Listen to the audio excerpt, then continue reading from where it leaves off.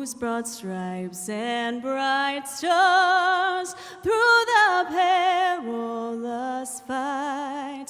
It's hard to imagine Natalie Villard, this confident young college student, signing the national anthem at an Orlando Magic game.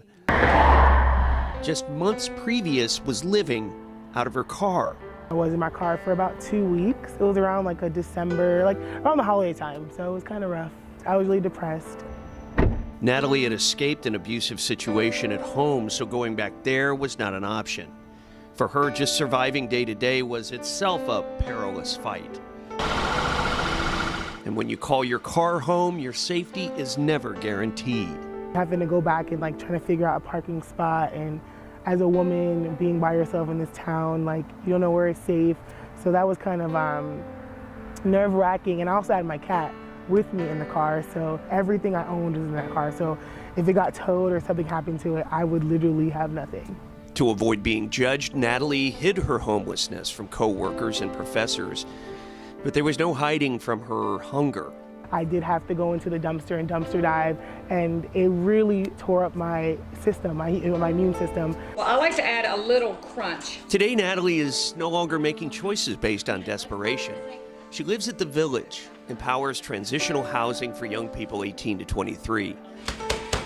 This evening, she's part of a cooking class, as is Hakeem Williams. After aging out of foster care, Hakeem bounced from one bad situation to another and ended up homeless. I don't have a mom, I don't have a dad, like grandma gone. Well, I hit rock bottom where I was like actually like staying, like living under like a bridge at one point in time. The Village offers residents like Natalie and Hakeem safe, affordable housing combined with wraparound support, life skill classes like cooking. So we're gonna let them cook a little more. Budgeting, money management, transportation to work and school.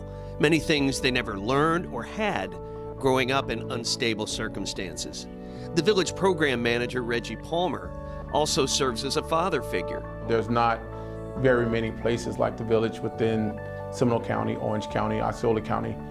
We're one of the unique places there is, and our heart is just as big as it ever can get, because I think everyone that works for Empower as well as the Village, we all love the young people that we work for. In the 10 years since it was established, the Village has been home to more than 200 homeless and former foster youth. For those who spent at least 90 days at the Village, 88% transitioned to permanent housing, 79% gained full or part-time employment, and 92% enrolled in educational or vocational programs. And I'm going to suggest that the most basic of needs is safety and shelter. And this is what this program provides. It unquestionably is an investment. Sheriff Dennis Lima says the Seminole County Sheriff's Office provides financial support to the Village as a way to help put at-risk youth back on track.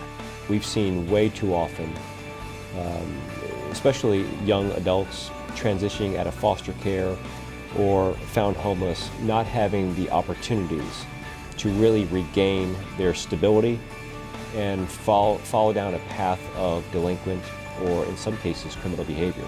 It actually assisted me beyond measures.